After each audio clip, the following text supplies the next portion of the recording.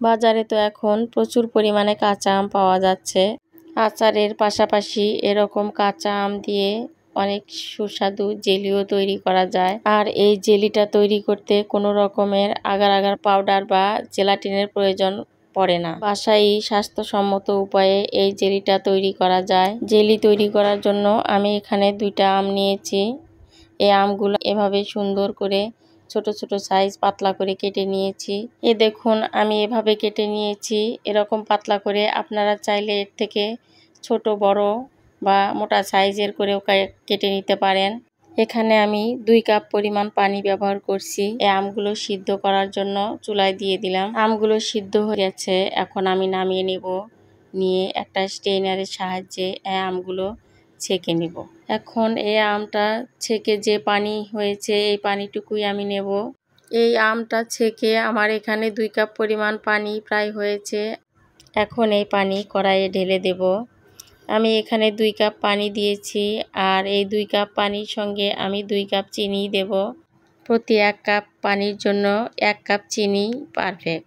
আর দিয়ে দিচ্ছি 2 টেবিল চামচ ভিনেগার। আর এই ভিনেগারটা দেওয়ার কারণে অনেক দিন সংরক্ষণ করে রাখতে পারবেন। ভিনেগার দিয়ে 6 মাস পর্যন্ত ফ্রিজে নরমালে রেখে খাওয়া যায়।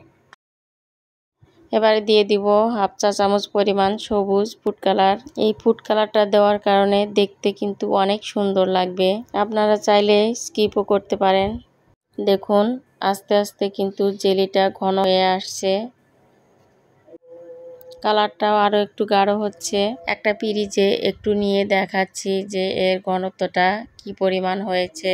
এবার 2 আঙ্গুলের মাঝে নিয়ে একটু যদি দেখি যে সুতার মতো লাগছে, তখনই বোঝা যাবে যে এটা হয়ে গেছে। আর যদি এরকম না হয় তাহলে আরো একটু সময় জাল করতে হবে।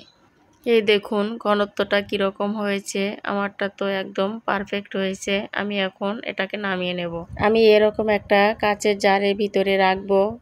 কাচের জারের ভিতরে রাখলেই ভালো হয়। এই জেলিটা কিন্তু একটু গরম গরম থাকতেই কাচের জারের ভিতরে রাখতে হবে, নইলে কিন্তু জমে যাবে। আমার এই কাচের জারটা ভর্তি হয়ে আরো কিছু বেঁচে গেছে। বাকিটুকু আমি একটা কাচের বাটিতে ঢেলে নেব। অনেক সুন্দর একটা কাঁচা আমের স্মেল আসছে। আমি এটাকে কয়েক ঘন্টার জন্য রেখে দেব। আমি এটাকে ফ্রিজের নরমাল চেম্বারে রাখবো, তাহলে পারফেক্টলি এটা জমে যাবে। দেখুন আমার এই জেলিটা কত সুন্দরভাবে জমে গেছে। খেতেও কিন্তু খুবই টেস্টি হয়েছে। আমি 1 পিস পাউরুটির সঙ্গে এটাকে দেখাচ্ছি কতটা পারফেক্ট হয়েছে।